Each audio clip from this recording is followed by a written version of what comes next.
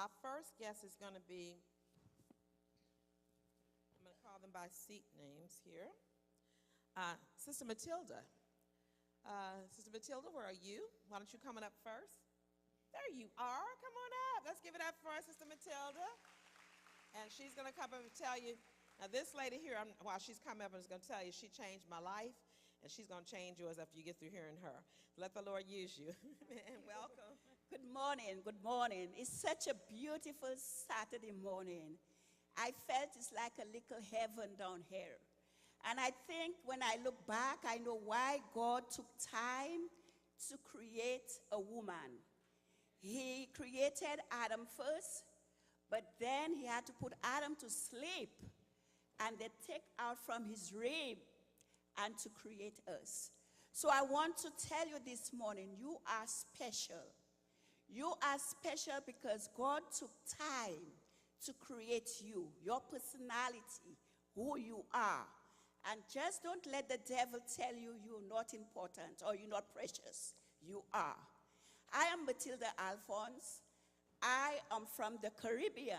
I'm from the island of St. Lucia. So you can tell by the accent, but I have lived in the United States, Houston, Texas for 18 years. I've worked in the field of health for the past maybe 40 years, just retired from the ministry, retired from Houston Methodist Hospital, and I'm just start enjoying my retirement, but I didn't realize after you retired, you'd be that busy. Food is my focus. Growing up as a child, I didn't like food. And especially the food I know now that is important to me. My vegetables, I would put it away. My fruits, I would put it away. But when God took me, and I can tell you it is the Lord, when he took me to that field in nutrition, I realized the importance of food and what food does to the body. It changed my life. It changed the life of my family because I have 5 grown children and have 3 grandkids. I am trying to inculcate within the grandkids the foods to eat, why it is important for us to eat those foods.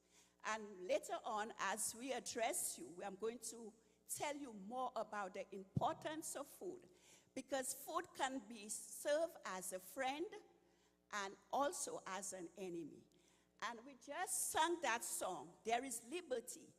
God has given us that liberty because he has given us a reason to choose, and we can choose today. And so God bless you. I pray the rest of the lesson will be very important to you. Thank you. Amen. Thank you so much. Okay, then is Jade Allison, is she here? Okay, there you go. Hi, come on up.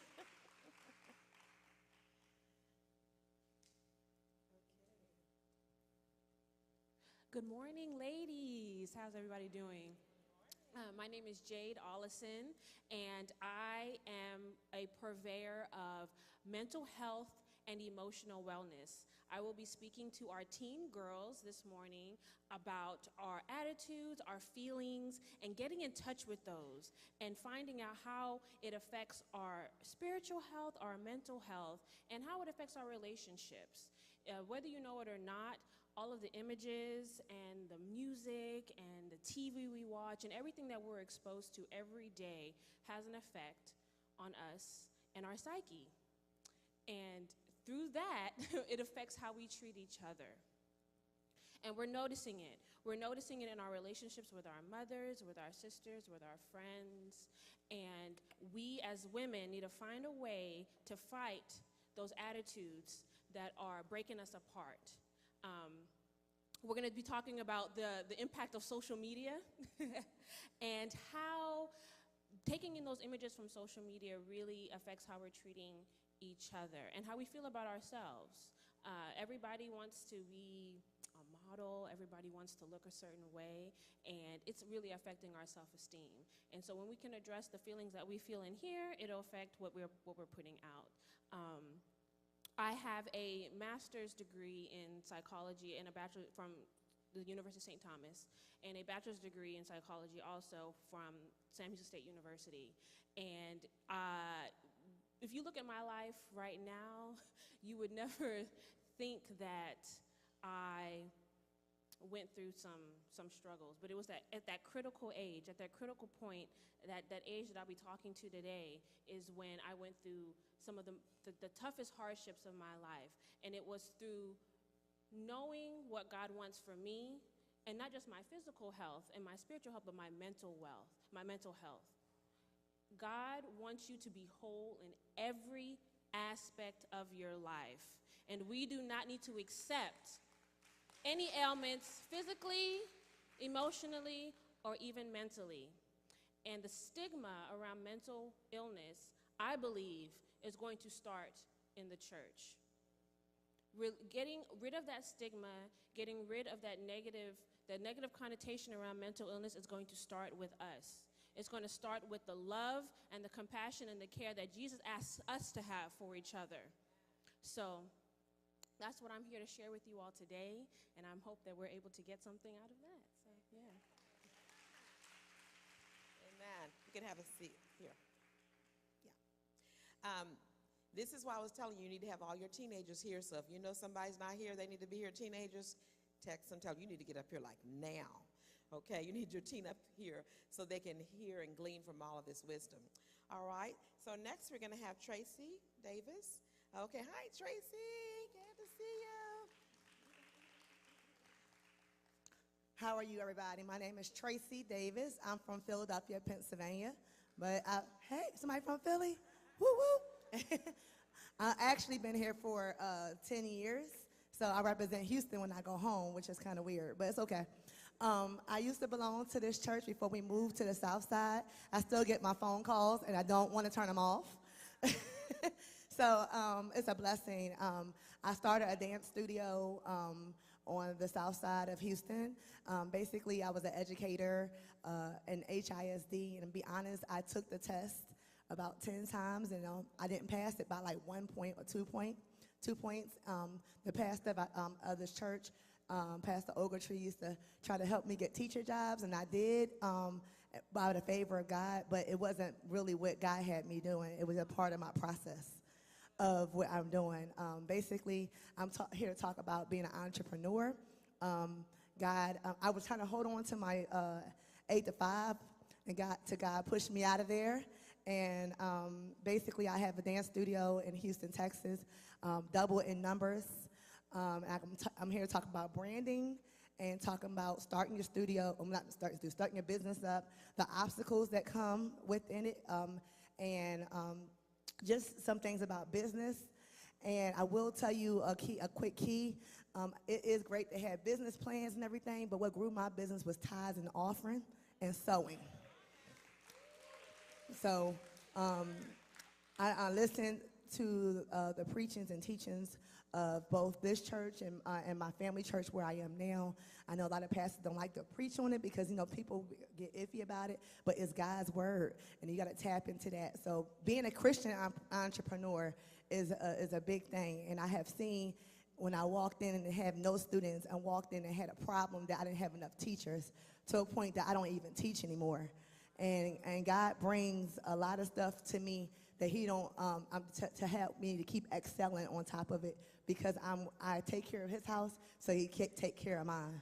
So I do have a lot of things to share with you today based on the panels. I'm so happy that our families, they First Met continue to support me, and the pastors are so great. So thank you for having me out. Thank you. When she came and told me in my office that they were moving across and bought a home across the city, I was like, say it's not so, do not say, because she was exceptional way back then, so I can just imagine. And I think that she has a great announcement of something that's coming up soon, too. I want you to tell that. Okay, so our Creative and Performing Arts program, we're performing at Super Bowl 2019 in Atlanta. My students have performed in Philadelphia, New York, Disneyland, Disney World, Las Vegas. Basically, I take students A lot of people have auditions, but I make them audition, but to see where their heart is. But I take everybody and make it work because God gives me what he needs me to have to make sure everybody good.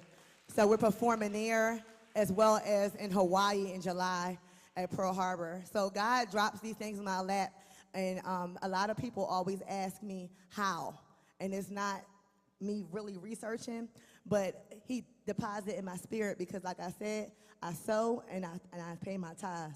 I'm telling you, he speaks to me, and he gonna speak to you too. All right. You see what I'm saying? Okay, that's said about that. You'll be able to answer some more questions. Before I forget, in your packet, your bag, are some cards for you to write your questions down. So if you'll kind of write questions down for each one of them, and then Sister Sylvia in the back is going to take them up for you because we want all of your questions answered. So go ahead and fill those out while they're speaking. I was supposed to tell you that at the beginning. Okay, all right, so next time is Mercedes. Is Mercedes in the house yet? I didn't see her come in yet. She may be in a little traffic, so we'll get back to her later. What about Tracy Robinson? Woo! All right.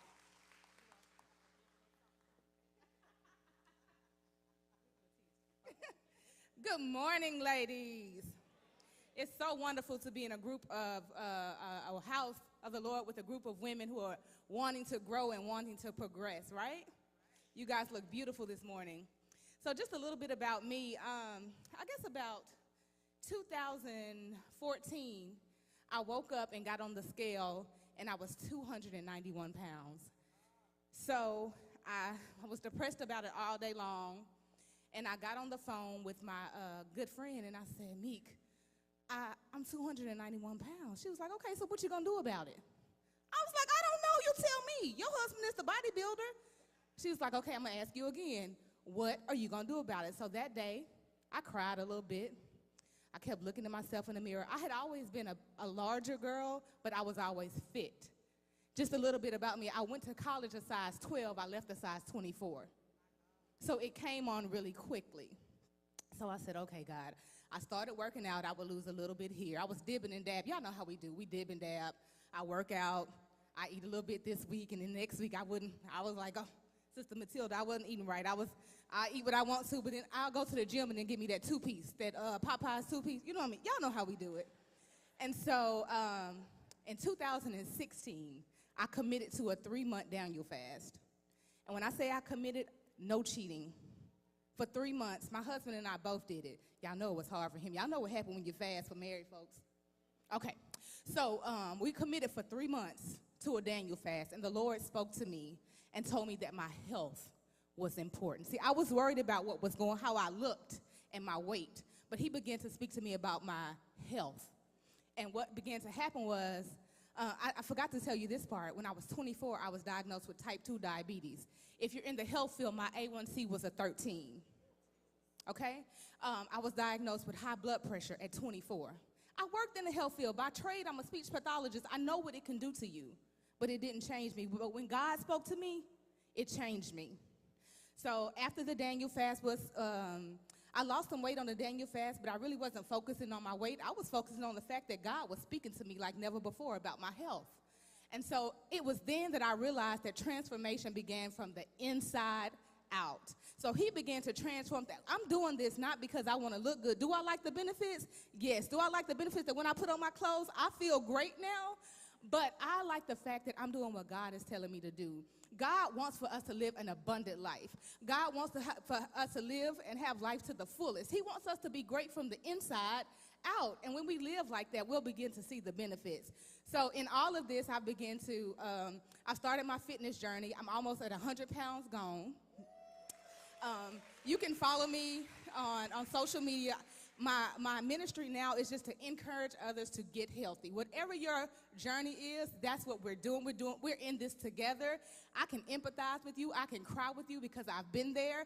If you ever want to reach out, I'm here. I know what it's like to be unhealthy, to be tired all the time, to feel depressed because all of that goes together. So you can follow me on Instagram. My Instagram is T_100 because I'm on this road to lose 100 pounds.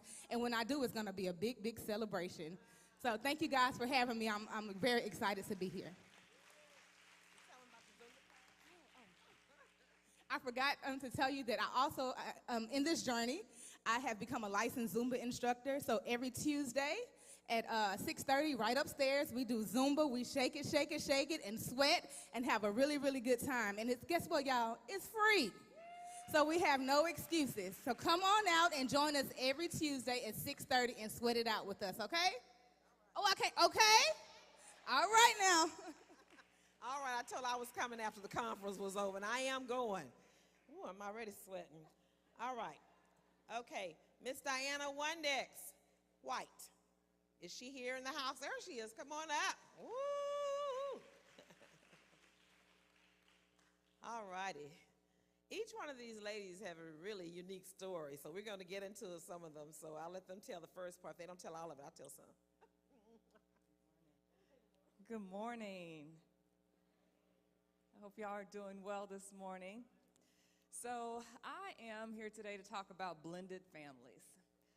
I've been a member of this church since 1997. Haven't been extremely active in the past few years, but since 1997, wonderful place to be.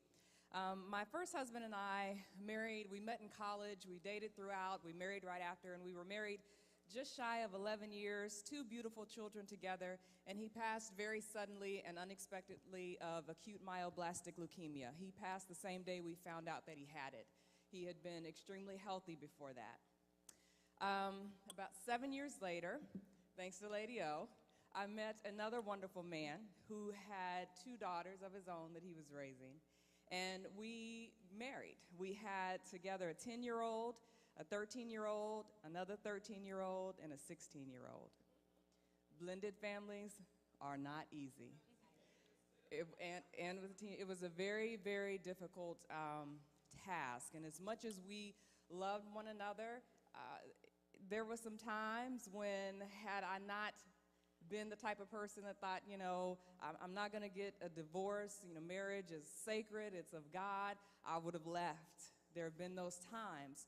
So being in a blended family is extremely difficult. But there are 3 things that you have to keep in mind. And I always think about the whole hindsight is 20/20, and it definitely is. And you can always tell somebody what they should do after you have done the wrong thing or done something different. So what we have to do is make sure that we're ready. Make sure that you are ready for another marriage. I was coming into this marriage from being a widow. And even though it had been 7 years, I wasn't done grieving and didn't even realize that I wasn't finished grieving my first husband. My second husband had been divorced for over 10 years, but there were still some things. So you have to make sure that you are ready to move on to that time. Number 2, you have to make sure that you are willing to fight for that person and that you are going to not allow outside people, your friends, the exes, the children, to speak negativity into that marriage relationship. You have to make sure to do that. And the third thing is to remember Ephesians. Read Ephesians chapter 5. It talks about husbands and wives putting your husband first after God, husbands putting your wife first after God. That's the priority. So if you are not willing and able to put that man, that woman before your children, you are going to have a hard time. That is difficult. That was extremely difficult for me, and that was our problem. My husband and my problem is that we had these kids, and I was like, oh no, I can't put you before my kids. These are my babies. You know, I got to take care of my babies, and they are my priority. It's easy when you're married to your baby's daddy, because then y'all know, you know, together we're first, and then we can put our children first because we know we have to take care of them and they depend upon us, but we still have each other as priority. But when you are not married to the father of your children, it is difficult to put that other person, that man, in front of your children. But the Bible doesn't say put your husband first as long as he's the father of your kids. You get a pass if he's not the baby daddy. You know, that's not what the word says. So anyway, so I'll get to talk about it a little bit more. But blended families, they are difficult, but they are doable. We've been married for 10 years now. It's great because all the kids are out of the house. No, I'm just kidding. All the kids are grown now and gone. It's been 10 years, and it has been wonderful. It has been a roller coaster ride, but like my husband posted something the other day on our anniversary, is that you've got those bumps and that scariness when you're going up that hill, but the fun of sliding down, coming all around, all that is great if you work through it. So, thank you. Amen, amen. Thank you. All right. Next, Miss Marsha Washington. Come on up, Sister Marsha.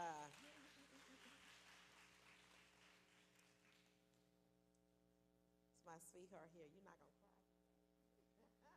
She told me I'm a big crybaby. You're not going to cry today. I was already crying before I got here.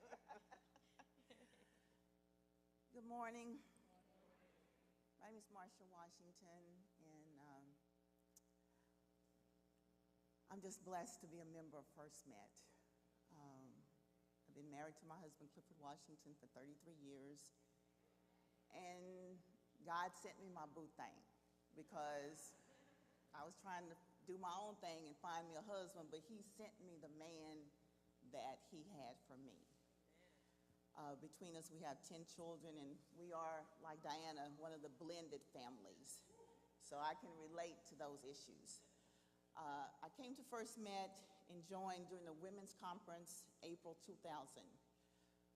I've been truly blessed because not knowing that God always has a plan, he brought me here because I've met Lady O, Pastor O, they just love on their members. And I didn't know at the time when I came to First Met that my daughter would be killed in a tragic car accident in 2001. And had I not been under their anointed leadership, I probably would have lost my mind, been on drugs, or just quit the faith, because tragedy strikes, you're not prepared for it. When we have our children, we look at that little bundle of joy and we say, look at this baby, just envision what this child is going to be like. Needless to say, when they get grown and they, become teenagers, graduate, head off to college, you have no control over what that child does. And you look at that kid and say, this is the baby from hell. I'm going to leave that baby at the fire station because this ain't my baby. But thank God for this lady and these women at the Feet of Jesus conference, because you get so much information that is embedded in your spirit, and you don't know when you're going to have to pull out that, it's almost like Lady O is on your street.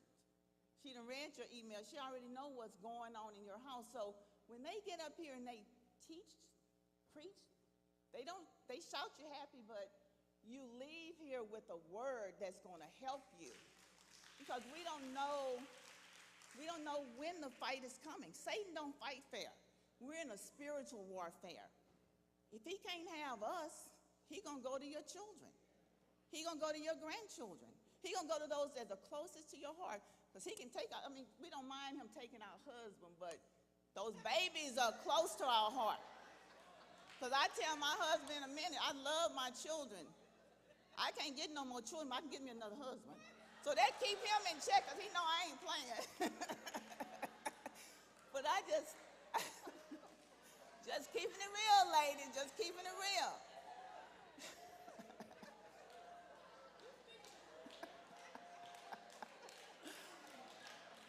And my children, your children are they're your pride. You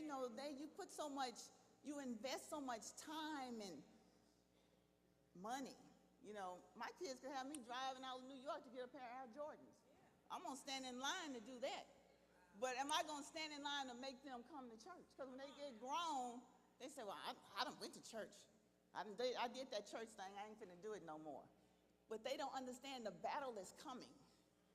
We got to be prepared to fight. A soldier trains before the battle comes. You can't wait till the battle comes to go pick up your Bible or call Lady or Pastor when they don't even know who you are. And she always say, you sow seeds where you want to go. When your child gets in trouble, you better have a seed. You better plant a seed, because God will honor that. God is faithful, even when we are faithless. When we leave, he ain't going to leave us. we get so uplifted in pride and we got it going on, we doing well in corporate America, that kind of stuff. But the enemy's still gonna come after your child. He gonna beat your behind and make you cry uncle.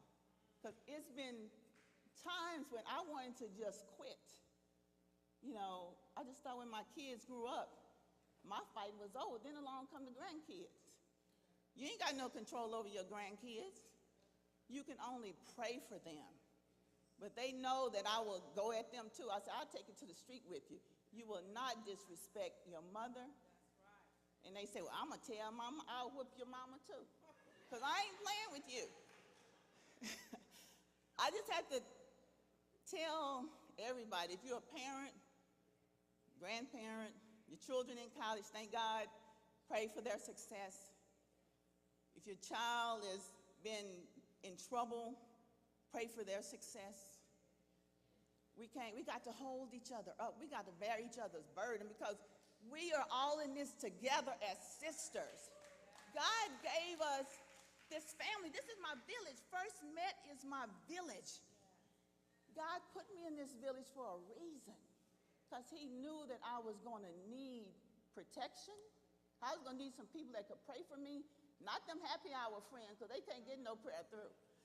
But just keeping it real, sister, you got to get you some prayer warriors because the fight is going to come. Amen. You know, and just be ready, be prepared. Just tell your children what you win his job. And I say for my children, my grandchildren, it's until death do we part. The fight don't stop when they get to be adults, when they get married, when they have their own children. It's until death do we part. That's when your fight is over. Thank you. God bless you. I know I talk too much. Okay, and last but not least is Miss Erica Williams. You come on up, Erica.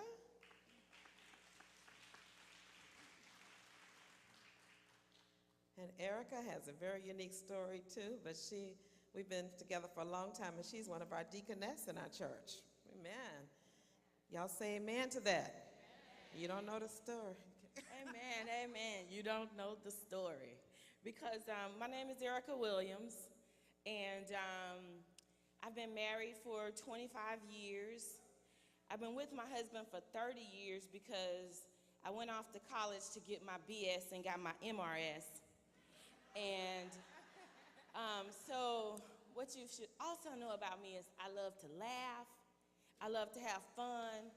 I'm the girl that you're probably rarely gonna see with a frown or sad, because even if I'm sad, I think of something funny or try to watch something funny to perk myself up.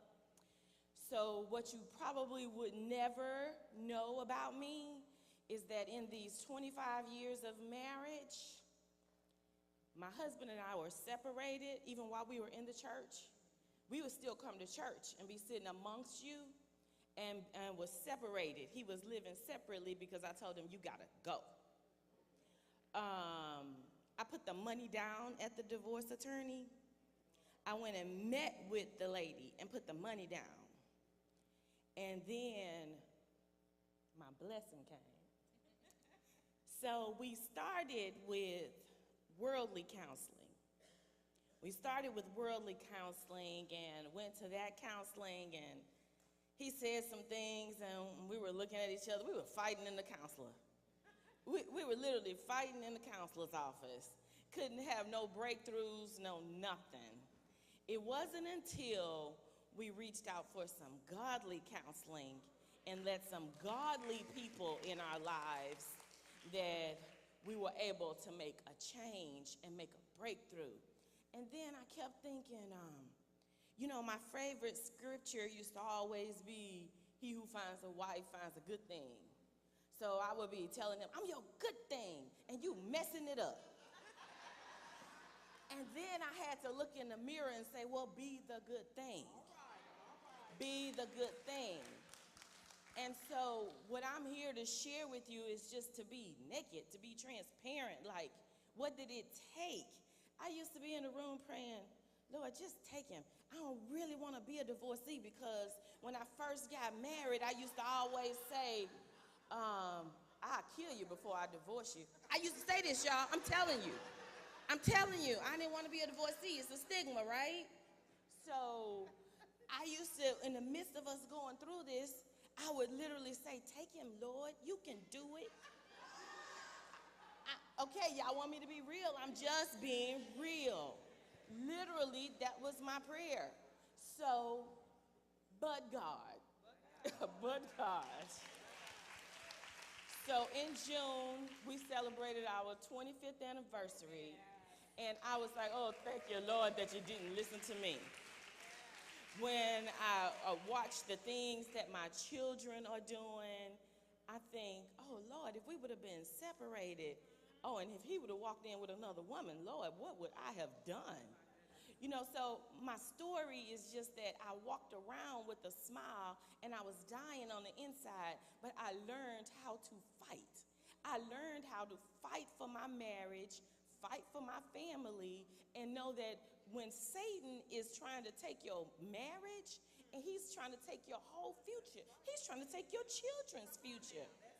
I just learned maybe a year or so ago that during the time when me and my husband were separated, my oldest was going through so much because of what me and my husband was going through, that another Christian man helped him get through that point in life. And when we came back together, he felt whole again. Can you imagine? My son is off at school now at Baylor doing well and all these great things. Can you imagine if my children would have been broken because our relationship was broken? I would have been, oh my gosh, you have no idea. So my story is, I'm just here to tell you about how I fought. And I mean, but I still fight. I still fight every day because Satan is going to put in front of you your weaknesses, his weaknesses, things that distract that big fine chocolate man that he know, ooh, no. I don't even like chocolate no more. I'm just telling you, you got to fight. You got to fight. So I'm here to tell you how to fight. Thank you, Erica. And I want to thank her for being so transparent, too, because one of the things that you all know about me, I'm very transparent. I feel like you can't help anybody unless you're willing to share what you've been through, unless you're willing to show the nail prints. The nail print, the scars. The scars is a symbol of something you've been through, but you've recovered. You made it, right? So how am I going to know that I can make it unless you show me what you've been through? So if I can have questions up there, I believe we got everybody up here, unless somebody came in late. And so we're going to go through. What I'm going to do is answer some of these questions, but I'm also going to, since I know all of these ladies for a long time, except for a couple of them I just kind of met, but I do know about them. Thank you. And just keep the cards coming as you get through. I'm going to, first I'm going to go ahead and start with Sister Matilda, since she's had the longest to kind of rest there. And I wanted her here because, and if I could get some gentlemen to move that table up a little bit closer, because I want her to, or even women, I'm not gender problem, if you can just move that table up for Mr. Matilda. We got anybody who might could do that? Okay, thank you. Because I want you to see what she's brought in. These are the things, I want you to see if you recognize your favorite thing up here to eat. And then she's going to talk about what's on her table. So just move it right here next to her. I think right here. Right here. Okay, just move it right over here. And then that way she can stand behind it or however she wants to do. Okay, there we go. Okay, right there's good. Okay, like that would be good? Yes. Okay, good. So I want her to tell you about this table because when I first saw her, that's what what really drew me to say I've got to get her to First Met, because this is where it starts with your mental, your emotional, your physical health, which is all of these things up here that we're going to be talking about. It starts from having a good, healthy mind that has the right nutrition. So I want to talk about it because the title of hers is Help My Food is Killing Me. And we're just helping our bodies die every day. So Miss Matilda, help us with our bodies. How do we stop this diabetes, sugar, all the things that ail us as black folk? Yes, thank you. remember at the beginning of my intro, I spoke about how you as a woman was created by God. He took time to create you. And we look through the Genesis, we see where, because of Eve's disobedience to God, caused the ripple effect of where we are today. And it began with nothing else but food. When God created Adam and Eve, he gave them all the fruits, all the food, except one tree they were not supposed to eat. So we know that God is interested with us, with our food, because we are not only made out of the spiritual, but physical. And so many times we fight very hard to maintain our spiritual development. And as I heard from the testimonies of these ladies here, I know this church is the foundation, is the Word of God. And so most of you are grounded in the Word of God. And because you are grounded in the Word of God, the enemy may not tackle you in the spiritual realm in that case. But the enemy is wise, he's cunning, he's deceitful. That's who he is. So what we are seeing happening to us, to our group, our ethnic group, there is a decline where it comes to our health. We pay very little interest in our health until we reach at the doctor's office and they said, there is nothing else I can do. Or they give us medication and we have to continue taking the medication. But most, or if not all, our healing comes from the very first thing God created, food. We all like food. I walked in here this morning and we had food. Every meeting, every activity we have, we do it around food. And so what the enemy is doing, putting that kind of blindness in our eyes, it's okay, we can eat, and we can eat everything and anything, and don't worry about the effect of it. I'm here to food can be a friend to you. Foods are healthy to eat, but we must start right. And most of you have heard about healthy lifestyle. Healthy lifestyle is an ongoing thing. It begins at our dinner table. And it doesn't finish when you're 60, 50, or 70. But it starts from the time the child is in your womb. When you are pregnant, you are being encouraged and you're being taught what to eat for the welfare of this child. And as the child grows up, you will be encouraged, you will be told what to feed the child. But what happens, at a certain time, we forget it. We do our own thing. And sometimes it's not because of you not knowing or because that you don't want to do. We are in a battle every day as women. You know, most of you may be working. And as a woman, you are everything. You are a doctor, you are a mother, you are a wife, you are everything. And everything around the home, it is you who got to do it. And so sometimes you're so busy that you forget to take care of your very own self. And so how we do that, except when we are broken down, we run to the doctor, we get high energy foods, we get a tablet, we get something to take. But it does not end there. The beginning of good health is what we eat, how we eat, when we eat. And let me tell you something, for most of, no, I couldn't say most of you, but most people suffers with diabetes. And that's the time they take a little interest or more interest in their diet. But do you know that there are things we can prevent? There are diseases we can prevent by how we eat. And we can control it by how we eat, what we eat. I know for a fact that you are busy housewives and busy mothers. And if you look around our surrounding, you will notice that on every street you pass, there is a fast food franchise. Most of our children survive on those fast food franchises. Most of you as busy women, busy housewives, busy mothers, it is easier for you to stop at one of those franchises and get something to eat for yourself or to eat to serve the children. But that is where the trouble begins. Because everything that they make, that doesn't mean it is healthy. Yes, it may be tasty, but it doesn't mean it is healthy. And after a long time, we will suffer the effect of those foods we continue in eating. Right. And sometimes it can be too late.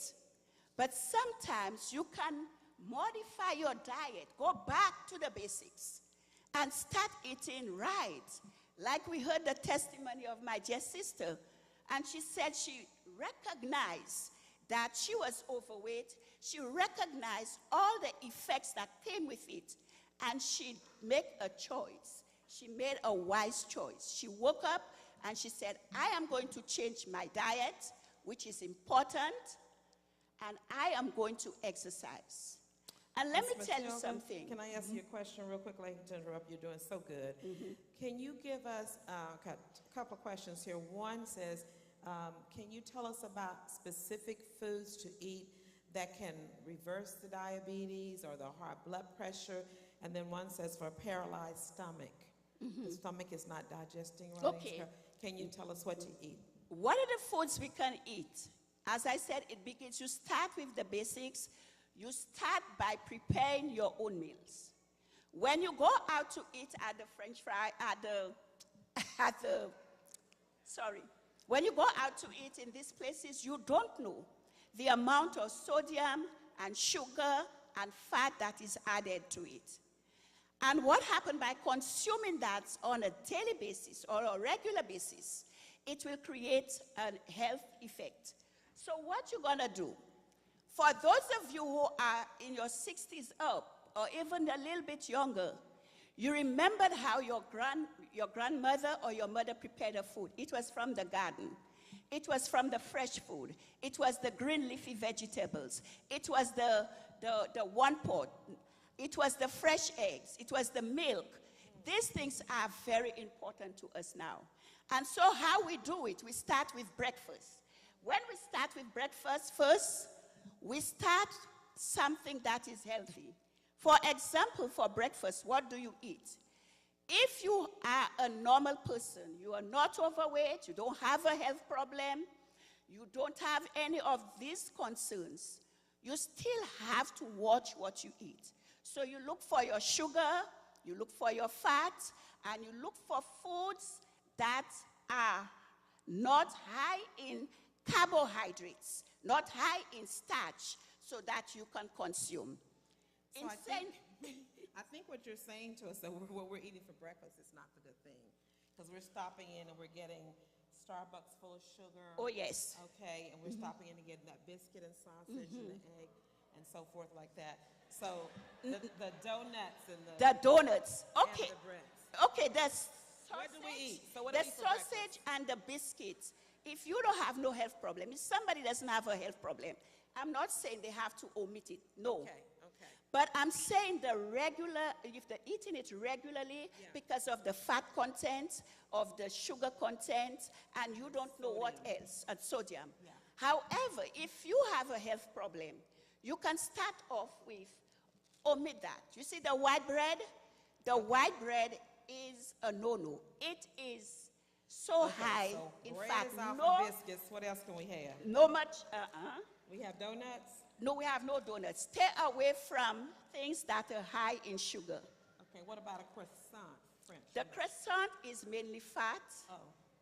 and starch. Then we put butter and jelly on it. You added more fat to it. Okay. What about, so you got brown sugar, what about oatmeal and brown sugar and Okay. butter and cream? The oatmeal and the brown sugar. We have oatmeal. The oatmeal in place of your other cereals. Some people like dry cereals. But the dry cereals are loaded with sugar. And so the other thing that you need to do is to learn to read your label.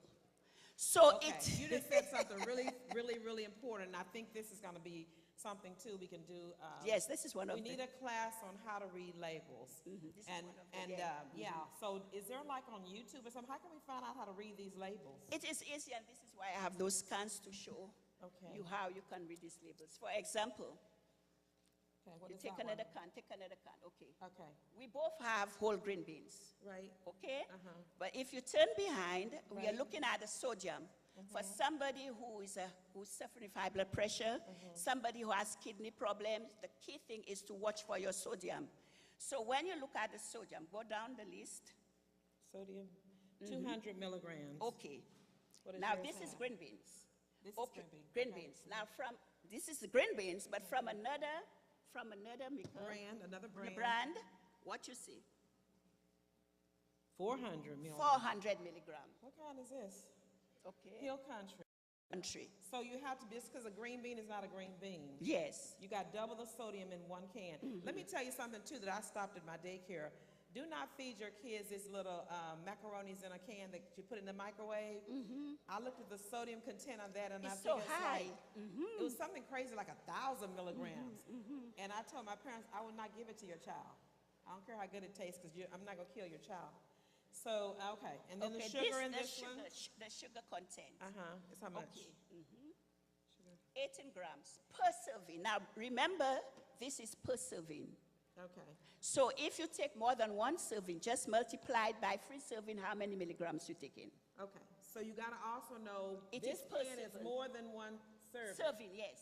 So this is several servings. So if Servings, you eat the whole exactly. can, Yes. you multiply however many, this may be 4 servings, so 4 Yes, times yes. 300. And plus, not only that, this is in syrup. Oh, in the syrup. It too. is in the syrup. So it is a no-no. The honey, This is healthy, right? this is healthy. Instead of using the sugar, it's better you use honey. can't Because, reach you this know, sugar,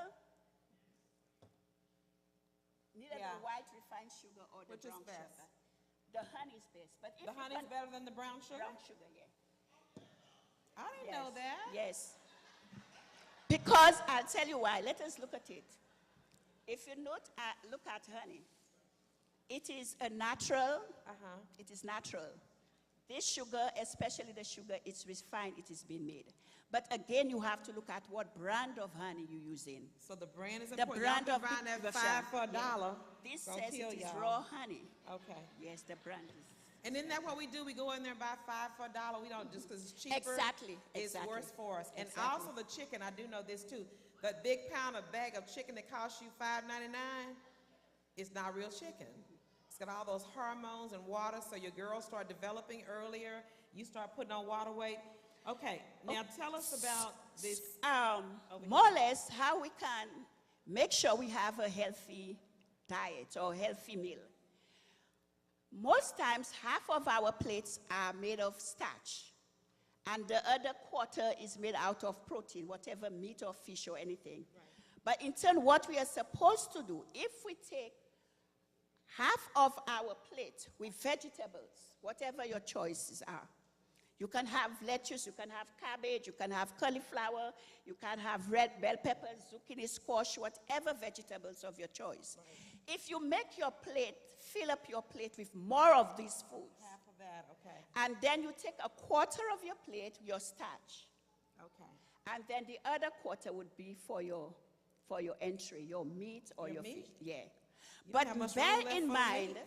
if you have a health condition, if like you are diabetic or if you're hypertensive or you have another health condition where they put you on a diet, you have to stay on this diet. The diet itself will tell you the amount of grams of proteins and legumes depending on the health problems you have. Okay. Let's give it up for our first guest. Thank you so much, Sister Matilda. And I spent a little bit more time on that because then she's going to be here to answer your questions personally if you didn't get it answered. But you can see it's very extensive. And you really need to start majoring in food. And that means going online and figuring out how to read those labels and what the foods are doing to us. Because we really, and I mean, we're cooking if it has nutrition, like green, we put a little salt pork in there and cook it till you can't even pick it up on the plate. So all of those things are in there. But the thing I want to go with the next guest is how it affects your mental stamina, how it affects you even if you're starting a business, all of those things. So it affects everything. So let me go through some of these other questions here. Tracy, it said, is it possible to start a home business without any finances?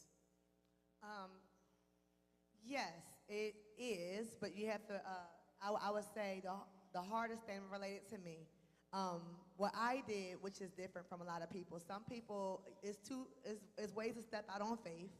What I recommended, because it's with finances, even if you don't have finances to start up your business, you're still gonna need it to fund different things in it to get it running. Right. So for me, as a teacher, yes, I always wanted a dance studio, and I would just teach, and I would do my dance studio on the side until God let me. And what happened was I was a computer teacher.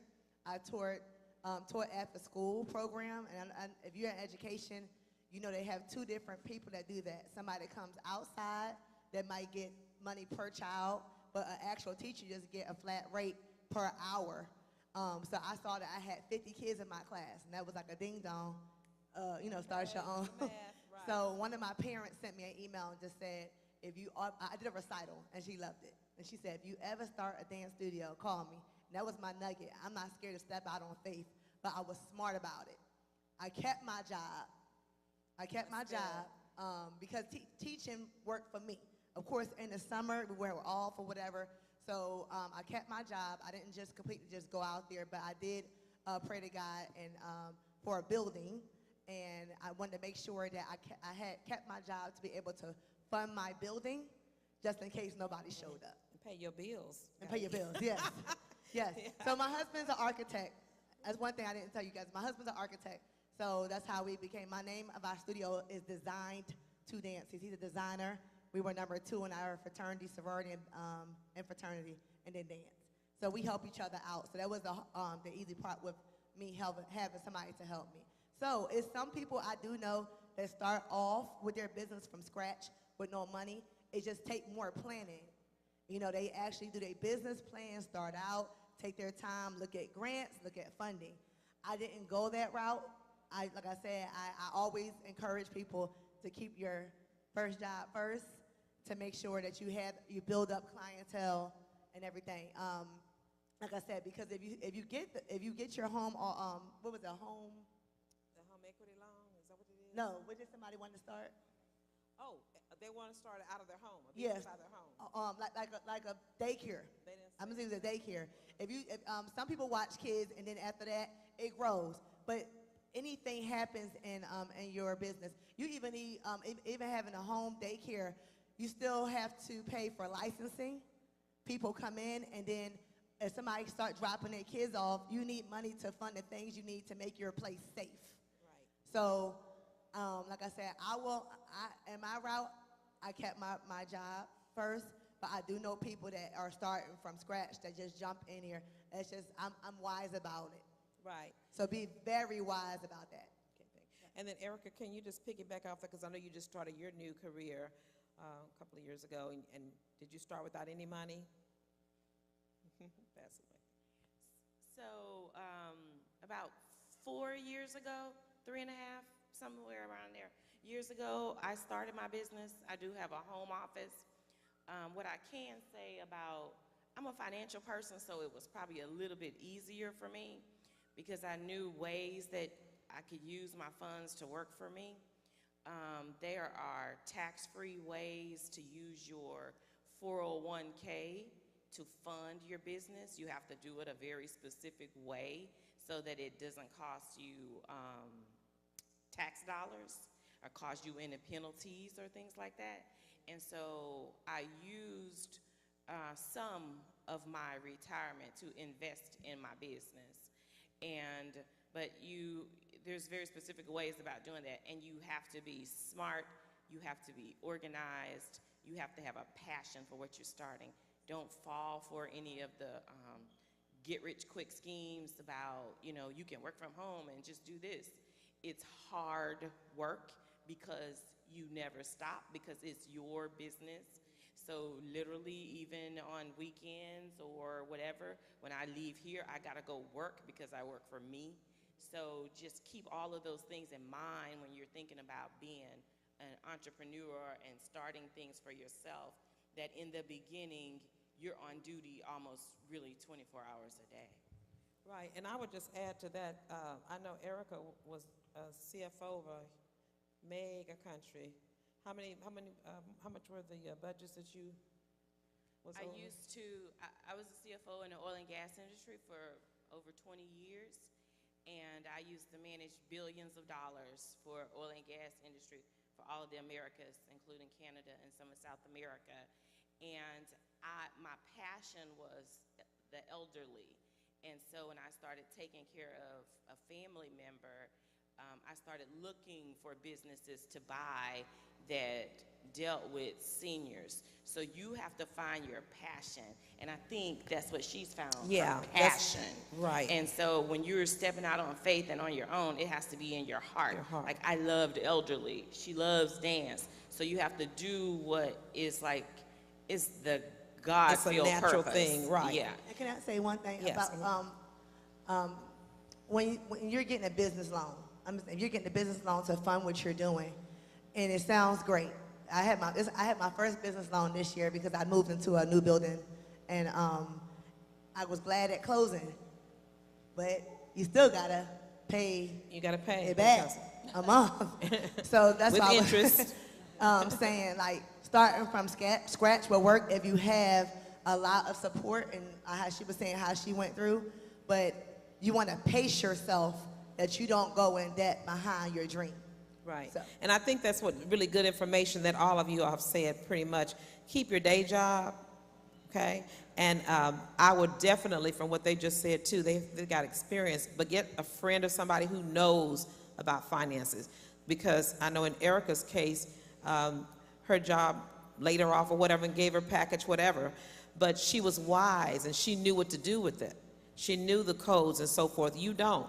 So you start trying to do it in your own home by your own knowledge. You're going to mess some things up. And if you get a loan right away, you don't even know what you're doing. So you've been in business for all these years and you're just now getting a loan. So you don't need the money to start off like that where you're getting a loan, but you do need some money, and you need somebody to be wise enough to give you advice on how to get started.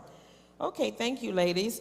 The next one is going to be for, anybody. Erica, you can answer this one too, but anybody else that would like to chime that has not spoken. This one's talking about husbands having problems in your marriage. How do you get over the things that have happened early in your marriage that were devastating, and you're trying to move on, but you keep having those flashbacks? Or if your husband has had an affair, how do you get past that? So anybody who has experienced that would like to address that about forgiveness, I'll chime in on it too, because I've been there, but is it in arguments? How do you get past that? Anybody want to answer that? So I always say, in the midst of the fight, remember that you're fighting for us, not me. Like, I'm not fighting to win. I'm fighting for us. The marriage, fighting for the marriage. And the way I got over some things that, anything that's traumatic for you, that your spouse might say to you or do to you, it was literally only through prayer. I would, like, if Mike had said some things that were ugly to me, and we know where to hit each other, right? Mm-hmm. We know how to say the ugliest things. If I'm struggling with my weight and you call me fat, right? Okay, that's on. It's on. It's on, right? Yeah. So now I'm going to say the ugliest thing to you to cut you down. Mm-hmm. But what I learned was you got to remember that you're in this covenant relationship with him and God. And so when I'm talking to him and God. And so would I say those ugly things to God or in the presence of God? And so I had to step back, and then I said, okay, Lord, whatever he has done to me and whatever I have done to him, just remove it from me. Literally, I mean, whatever kind of fight. It could be the fight with food. I literally would say, oh, Lord, please make it taste nasty to me if it's not good for me. You got to literally pray like that, and that's me and my very vivid imagination and all of those things. But I literally would pray, Lord, remove that from me. Let me not even see that. Let me not remember it anymore. That doesn't mean you're not gonna, sometimes think of it, but even in the midst of it, when it comes back up, I say it again. Just keep saying it. Remove it, Lord, remove it. You got it. You handled that. Why do I keep trying to dig it up? You handled it. Okay. I would love to chime in. I got married very young, and we've been through some things. And I would say, there are two things I would say that I've learned in this journey. The first one is to shut up. We talk so much, as women. We just talk a lot. We always have the answer. We always have the cure. We know the answer. So one thing God has shown me is to shut up. Shut your mouth and just listen.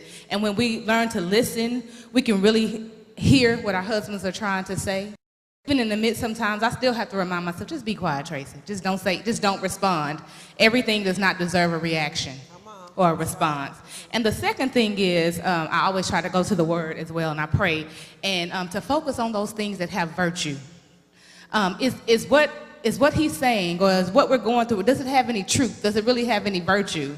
And a lot of times that will help me move past whatever it is that we're going through, because it has no virtue, it has no value. The Bible tells us to focus on those things that are true, and not only true, but those things that have virtue. So that a lot of times helps me to forgive and move on. I'm going to chime in here on this one too, because it says, what do you do if your husband is committing adultery and refuses to stop? He is continuing in the relationship with the other woman, but tells the wife that he's not still involved with the other woman. Okay, let me start this one off, okay? Number one, you do have to, all the things I said, you got to understand that it's not about you, it's about your children, it's about your future, it's about your marriage. So you cannot take it personal. But let me just say this, ladies.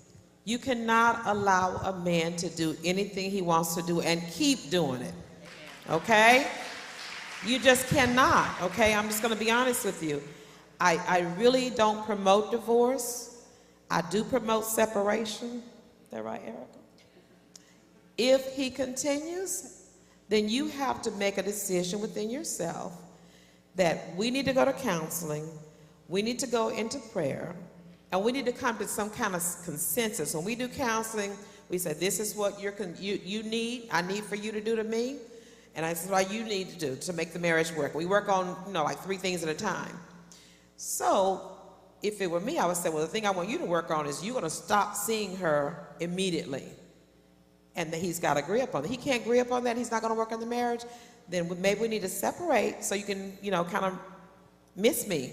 Because maybe he doesn't miss you. He's got his cake and he's eating it too. So I would say that number one, you do have to put your foot down. If he continues to do it, you have to make a stop to it. So how do you stop it? You do what is within your, and I get it. I know there's children involved, but it is so hurtful to have someone to commit adultery on you from the beginning. It's a betrayal. It messes with every part of your body, your psyche, and it does not ever go away.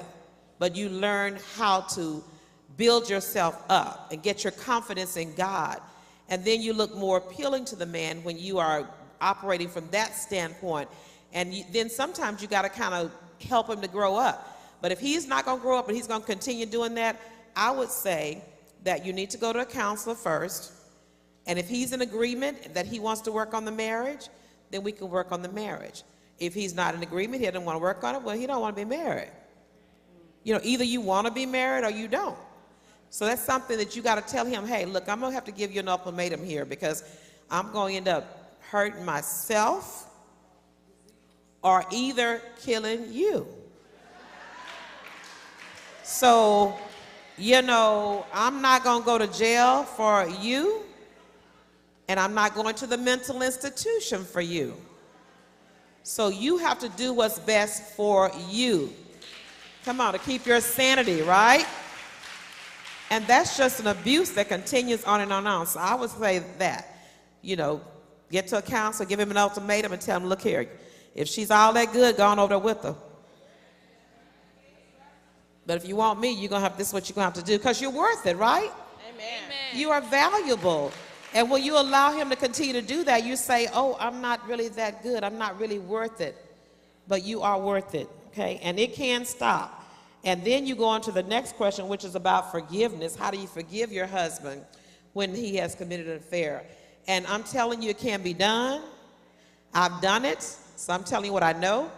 And I'm telling you that the sting can go away from the hurt, that you can have a healthy marriage, because what Satan was after, he was after all of this. He didn't want this to happen. So he tried to stop me early in our marriage.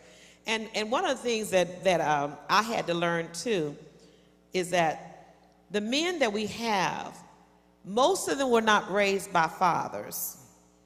They were not raised by godly men.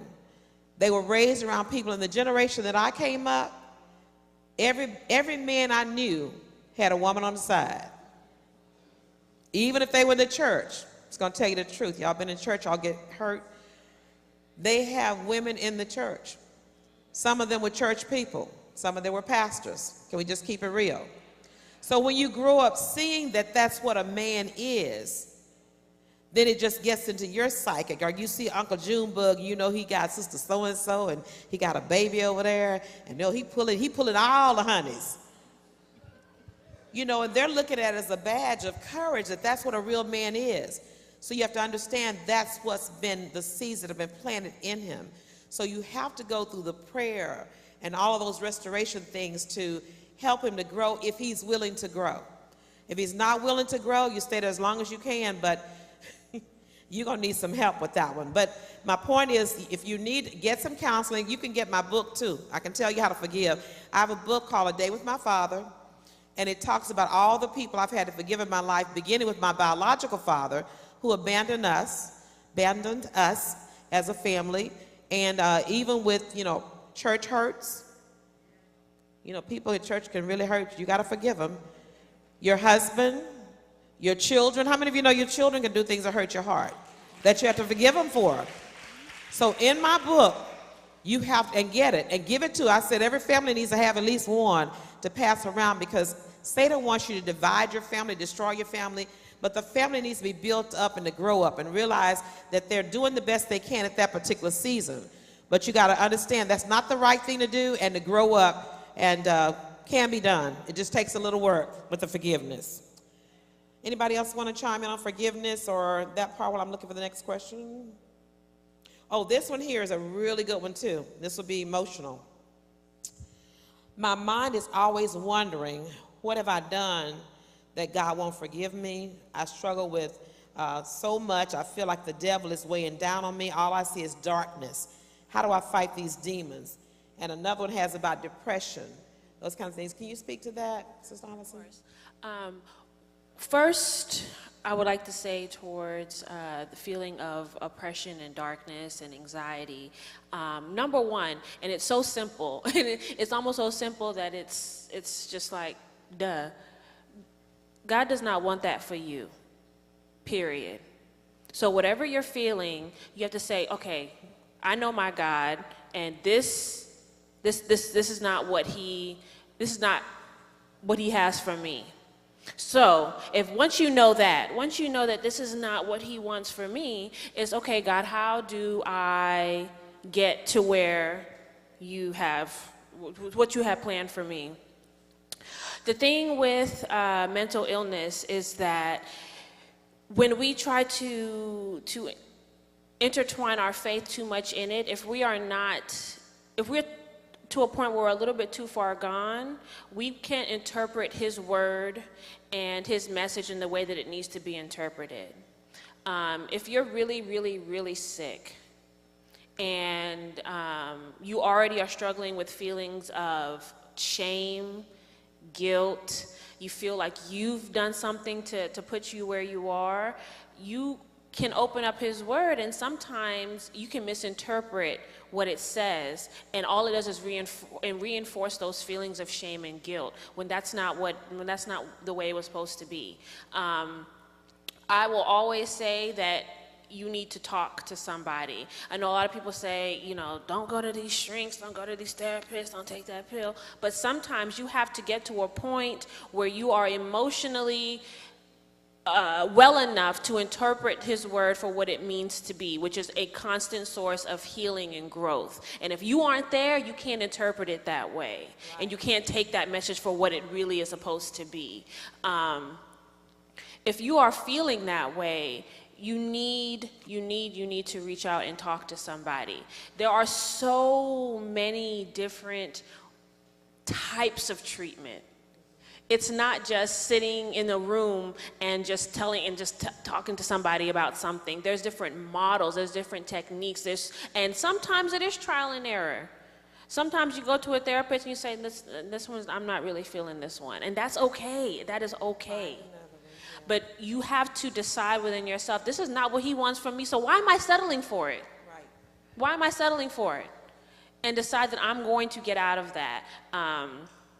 So, yeah. So you know what you're saying is so true. And this is a big thing that I have with us as women, okay? And I'm saying predominantly African-American women, but it's really most women. That we always say, what goes on in this house, come on, say it loud. Stays in this house. We don't share what's going on with us. Like with Erica, you know, when I first started, I said, the Lord would put her on my heart. I called and said, what's going on? Oh, no, I'm good. No, you're coming up into my spirit too much. I need to move on. You tell me what's going on. Then I hear what's really going on. So some of you are saying, I can't afford a counselor. I don't know what it is. The first thing you need to do is open up your mouth and share with the person in your room, in your space, where you work, at your church. It really baffles me when I hear somebody got divorced. I'm like, I didn't even know they were having problems. Why wouldn't they come to us for spiritual counseling? Why wouldn't they come and ask for help? So open up your mouth and ask for help. You can tell the sister at your table, this is what's going on. People tell me, well, I don't want nobody in my business. You know what I tell them? You ain't got no business. You ain't got no business. You just need to share. That's what Satan wants to tell you. So open up your mouth. So if they tell somebody, so what? It's on them. But when you tell, it's like, you know, this gossiping kind of stuff. When you get it out, you feel so much better. Then you're not carrying the weight alone. Somebody else is carrying it with you. So get in you a good church. Get into a group. Get into some small, intimate group with people who have the same things. Go into an exercise class. Go talk to somebody. Say, hey, can I talk to you as a friend? Okay? So we need to first of all speak up and just share it. And then as you share, you get them to pray with you. And then you find somebody eventually, if you can get professional help. Do you know that if you have insurance, most of your insurance policies will pay for 3 counseling sessions free. It sure will. Mostly all of them. We don't know that. They don't, make it. But you can go for 3 free sessions. Everybody, when I was, I'm a counselor by trade. When we were in our counseling classes, they told us we needed to have counseling, first of all. Before you counsel somebody, you go get counseling yourself. Everybody needs to have counseling. This is going to be your neighbor thing. Can you tell your neighbor, girl, you know you need some counseling? Oh, she didn't hear you. Lean over close to it and get up in her face like that. Girl, you know you need some counseling.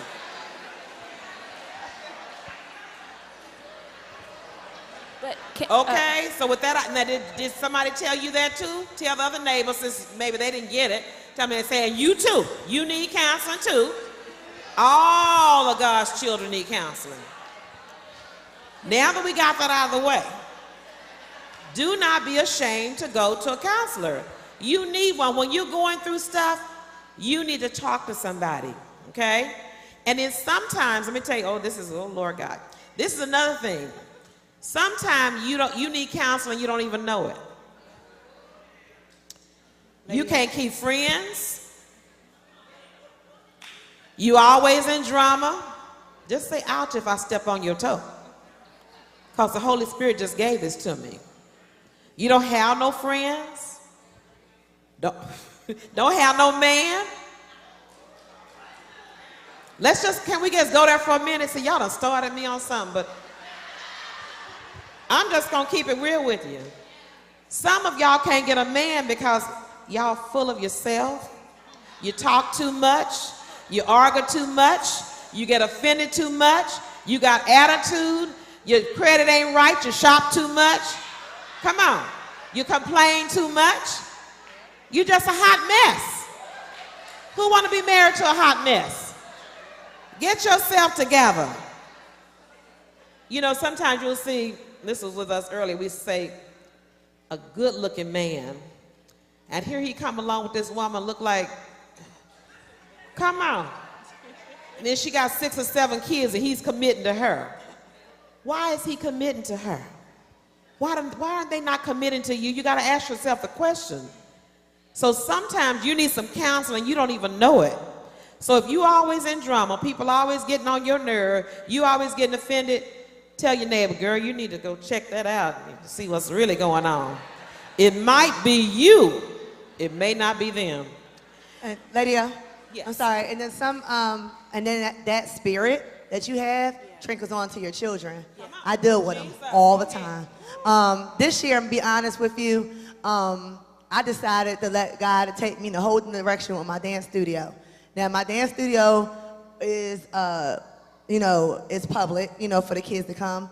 But I decided I'm going to turn it into a ministry.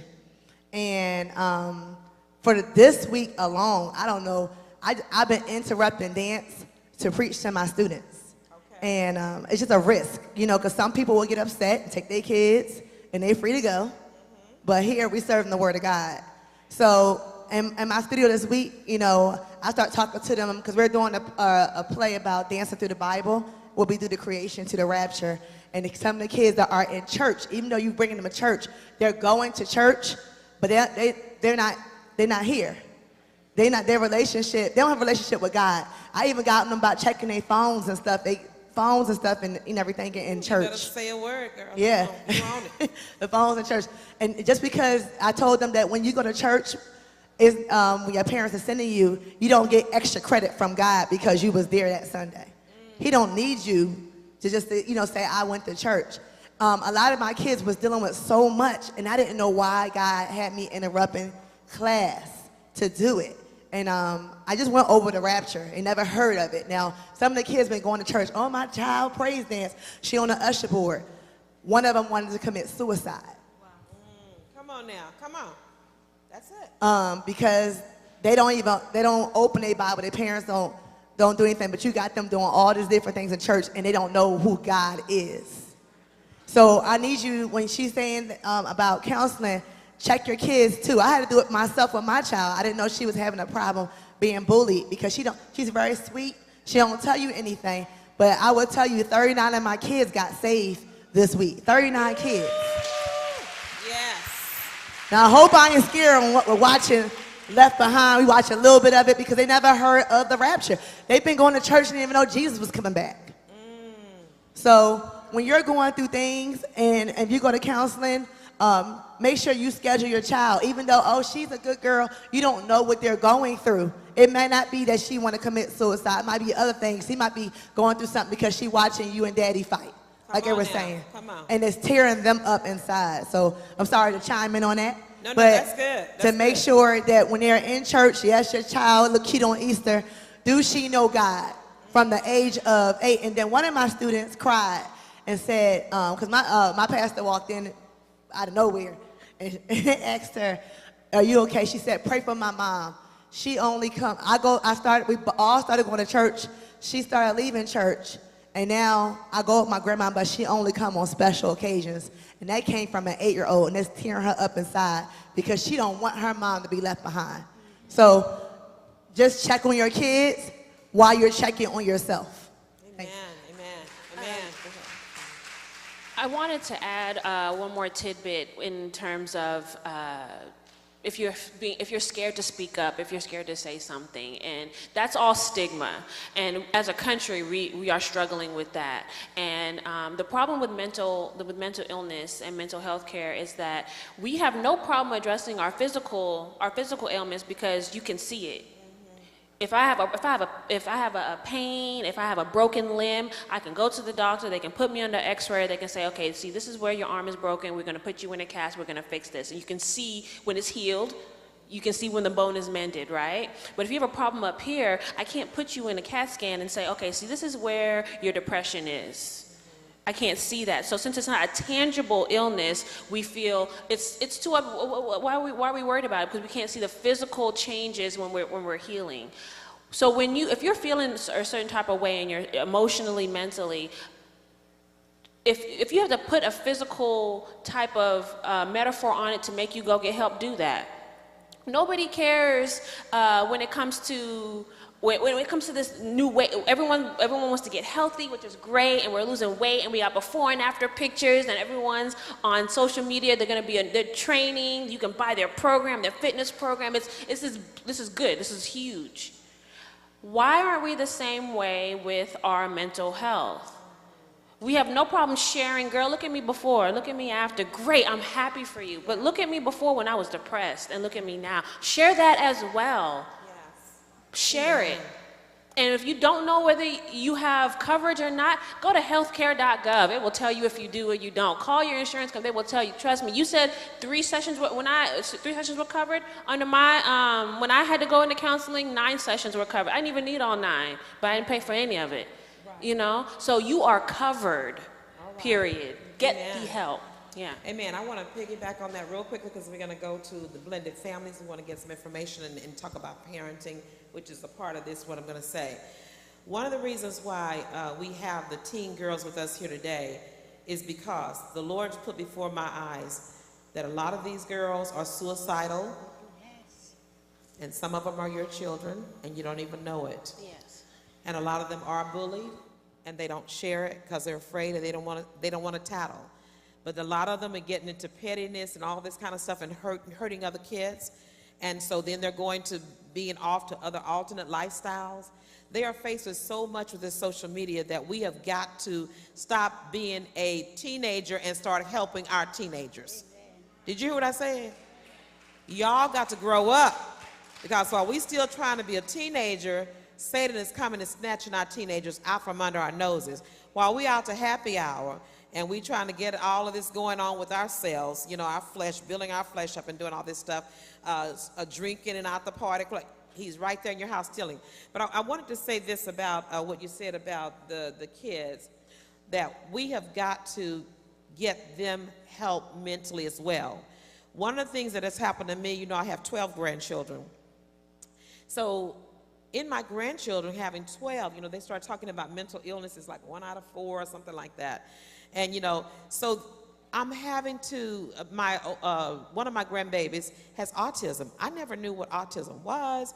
Even as a counselor, I had a couple of kids come to me. There are so many different things. I really didn't understand it. And so we've never done it. So I had to go through and get myself educated. What is this? How do we help? And my daughter has majored on that. So as I'm doing that, I'm seeing also another child with behavior problems. And I've had to study on that. Behavior problems is a big indicator of 2 things. One is a learning disability, and sometimes it's an emotional mental health disorder. People just don't come here and all of a sudden, 30 years old, they've got a mental illness. Usually you can see it in little kids. Now I'm going to tell you this for parents. If your child is constantly having behavior problems, then now some of it y'all need to whoop their behind. I'm just going to tell you, I'm old school, okay? I would say try that first along with prayer. Y'all hear me? Because I'm not a proponent of medication, but if you whoop their behind and you get your stuff together and you're not out in the nightclub and you're attending them at home and not trying to, you know, do all this stuff in the world, if you've done all your stuff and you've done that at home and it's still not working and you whooping them every day and they're still not coming in, maybe it's a learning disability. Children act out because they can't get it. They're just frustrated. I feel dumb. I feel stupid. Or sometimes it's mental illness. I never forget, as a counselor, a little boy came into my office one day. He told me, he said, the TV talks to me.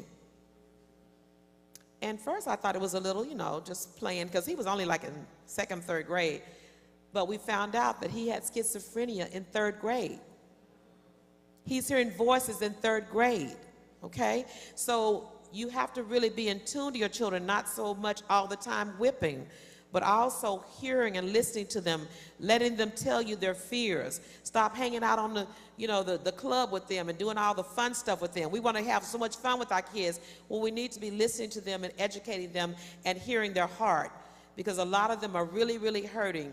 So, and they won't share it. So that's what they're going to be talking about upstairs in teens today.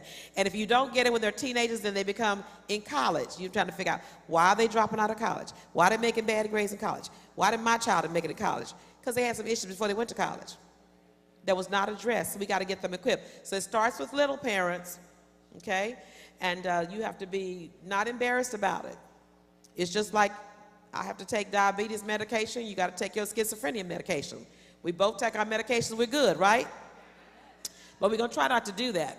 But even with the little kids, some of the foods that we're feeding our kids, let me get back to that. The Happy Meal, it's not happy, okay? It's not happy because it's putting salt, a lot of sodium into your child, which is a lot of the ADHD and stuff. They can't sit down, they're bouncing because they had a Happy Meal and they're happy, right? And all the sugar and all of the fats, we fry everything. Let me give y'all a confession. Grew up in the projects, right? Soul cooking, good home cooking. What are my Louisiana folk? Got to have gravy with everything. Come on, Louisiana folk, Southern folk. We got to have gravy and rice, right?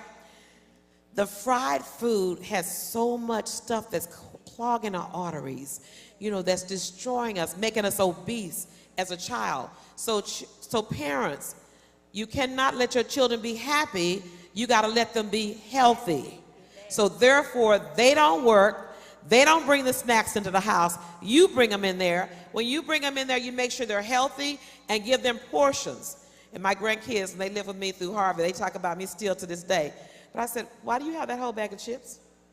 I'm just getting my snack. No, ma'am. Get you a handful out, put the rest of them back. They think I'm being mean, but it's about portions, because a handful is not going to hurt you. But you eat the whole bag, it will hurt you because it's several portions. So you have to teach them. They don't know. And so we have to do those things. That's how we fight for our children, to make sure they're healthy. And once you figure out what it is, you got to, because it's in our mind, first of all, when we're unhealthy, we got to change what we like. Even if we don't like it, they got to see us eating. Not 3 pieces of fruit, 1 piece. Because fruit is high in sugar. So good stuff can be bad for you. But I wanted to tell you that about the children, that you may have a child who is 3 years old who has some emotional problems. You may have a child that is 6 years old. If it continues on, don't just ignore it, and do not blame the teachers. Everybody, now, come on, tell your neighbor, say, girl, you know that ain't that teacher's fault. Come on, tell them. That's not the teacher's fault. You need to take that child there and somewhere and spank his behind. If that don't work, girl, you need to go take him for some little counseling, help him out, and some prayer. I told my sons, I used to I think all my sons were ADHD. I think they all were.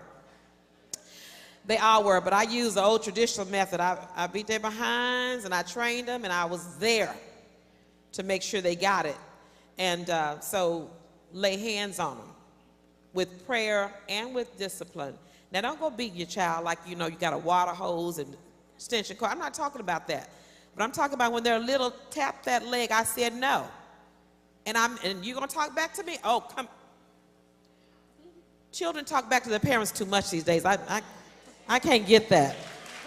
No. When I say that's it, don't let another word come out of your mouth, or else I'm going to put my hand in your mouth. Okay. All right, but let's move on. So I want to tell you about that. But let's talk about the blended families for a minute.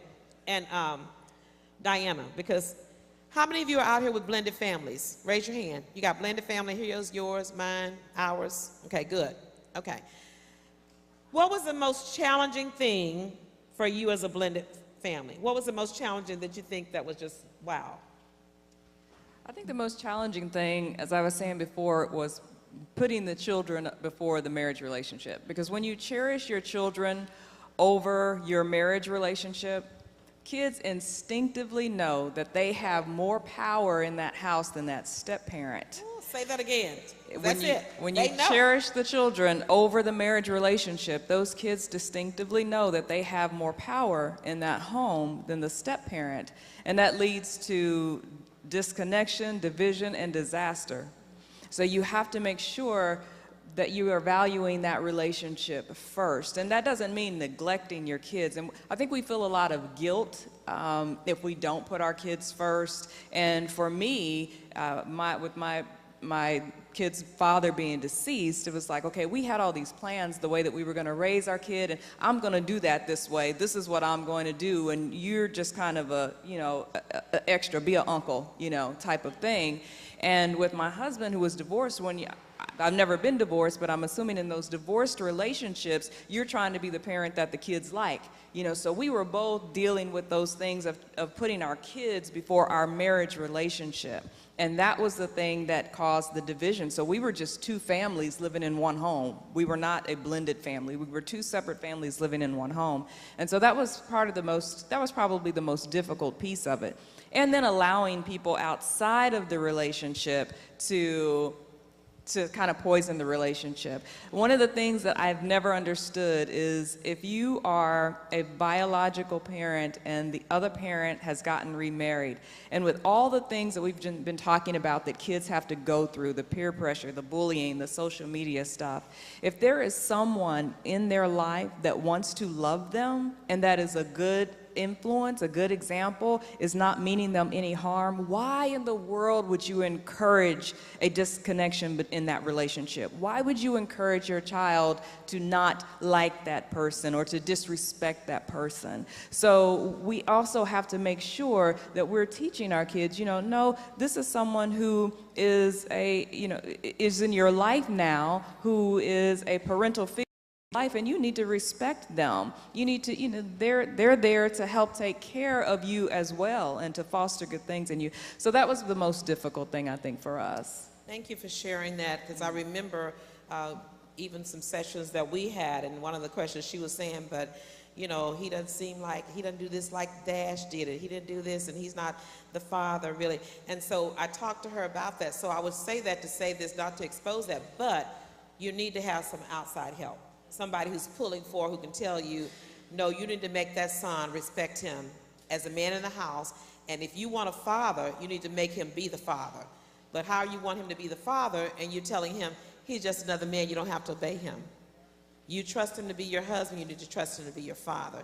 And I do say, though, too, that be very careful about disciplining the other children first starting off, because you gotta get to that point. You can't start it just off at the beginning, okay? All right, it's 11 o'clock, and we're going to stop with our panelists. Why don't you give them a hand? And this is what we're going to do, guys. We're good.